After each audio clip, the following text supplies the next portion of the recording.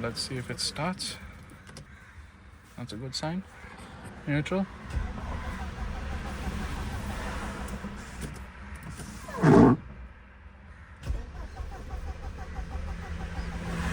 So here we are, somewhere in Goa. I picked up this salvage 124 for a few bits that I wanted. I'll tell you guys a bit about it, a bit more about it when I get back home with the car. We tried starting it, but it seems like the fuel pump isn't turning on.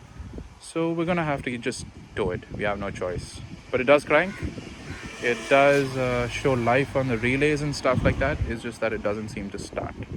I picked up this e220 Mercedes. It's in mint condition.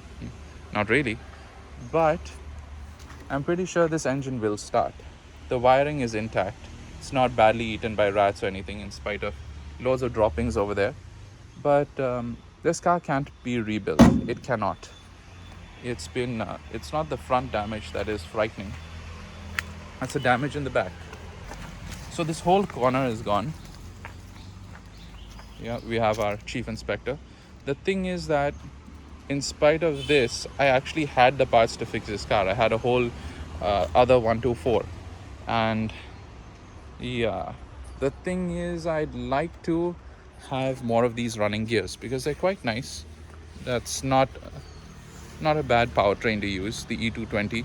And you could put it into one of these Indian cars like an NE or something once I figure it out. And also the wiring on the other setup that I put in the Lada was chopped up. So I said, okay, I can use this without playing with anything.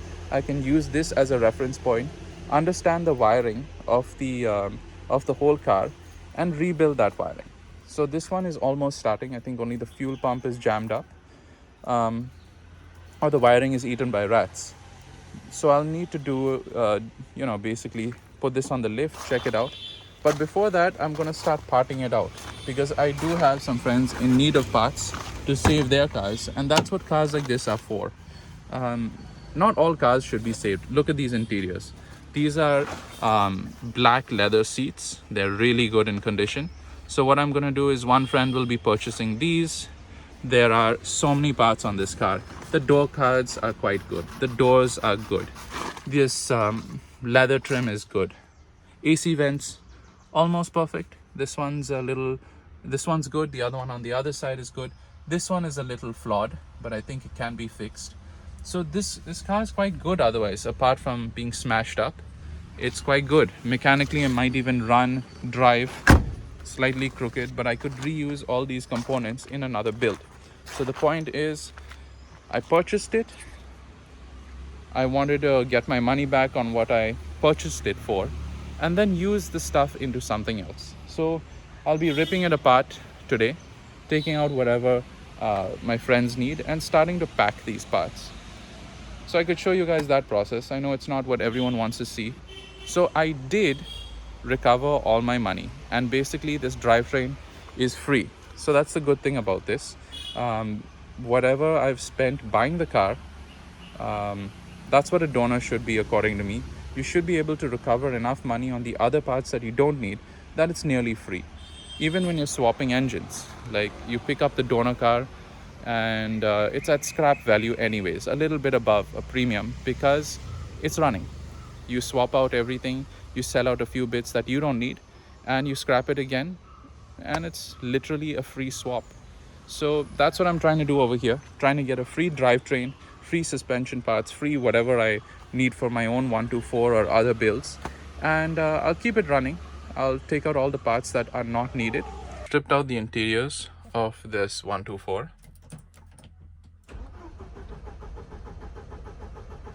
I can't seem to hear a fuel pump.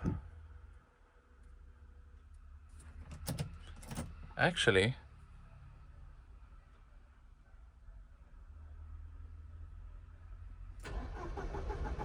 I think I can hear the fuel pump. Anyways, so I need to roll down the windows because I'm taking out the doors and shipping them away. So the doors do open, electricals work. I think the car's fine. And you can hear relays clicking in the back in this box. So now what we're gonna do is we're gonna take out the doors. Here is the door cover. You start off by taking the piece of trim that fits over here with a screw. Then you take off this piece, which is over here, by prying a screwdriver between and then removing this screw.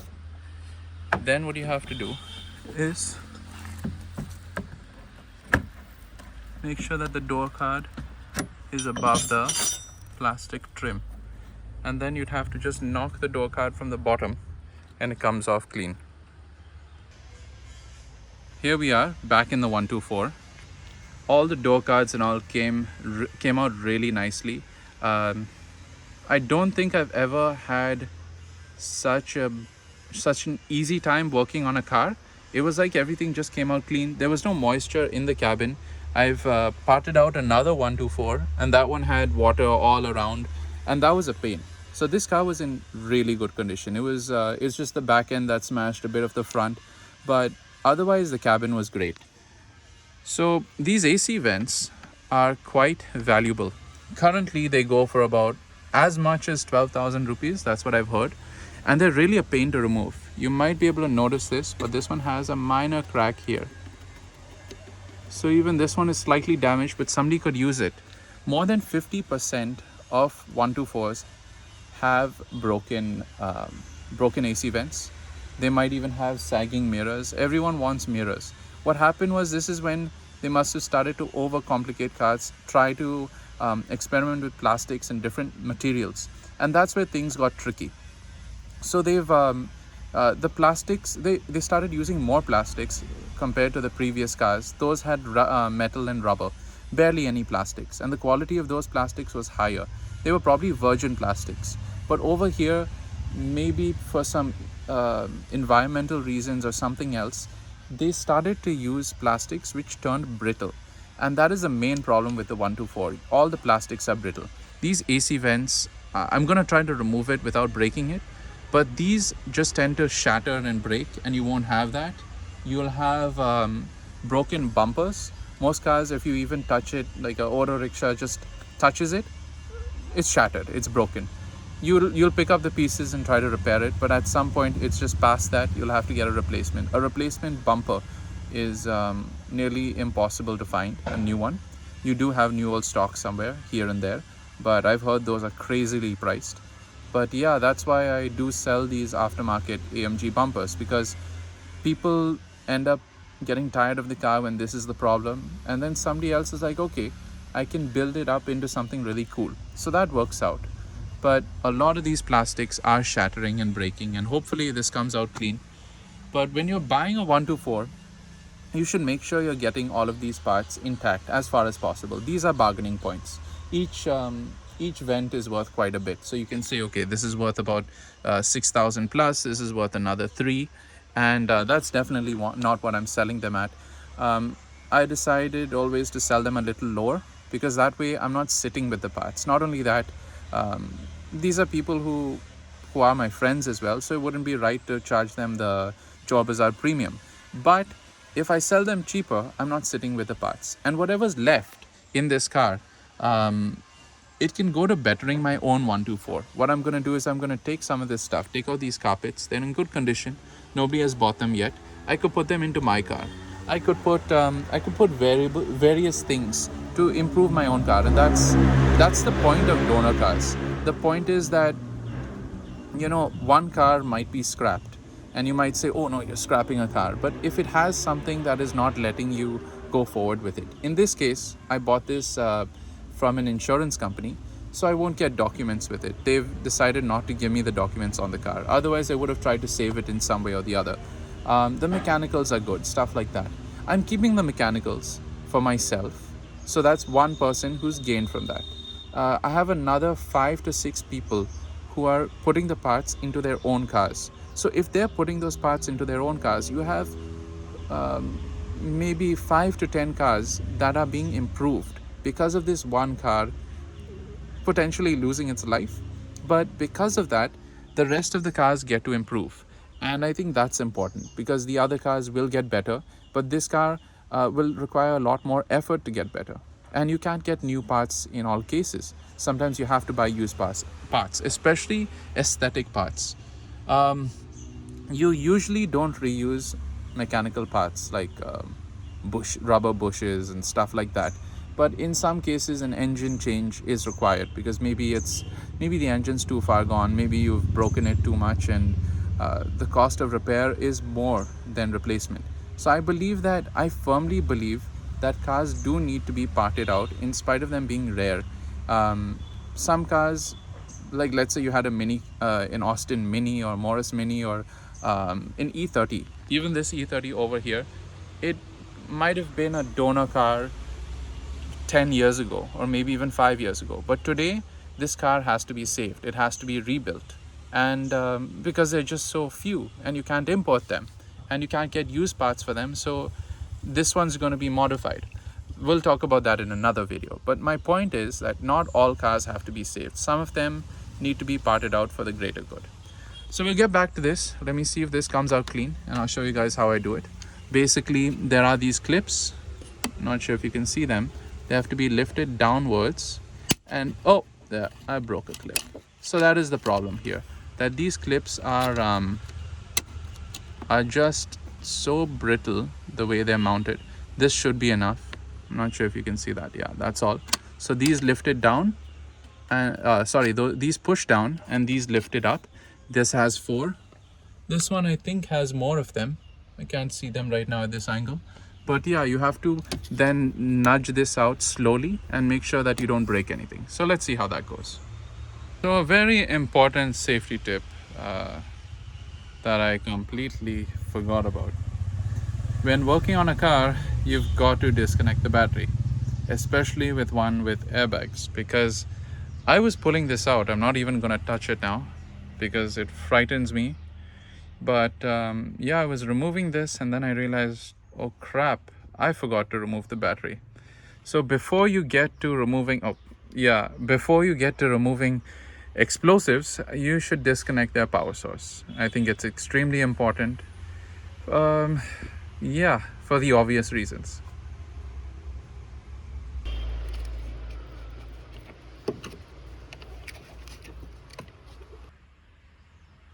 Now that we've got this AC vent off and the airbag off, we were able to get a screw off from here to remove the central AC vent. And there is an Allen bolt right in here. So I'll have to remove that.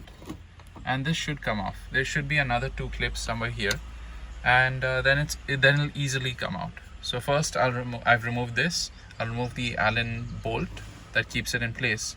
And then check out what else is keeping it in place.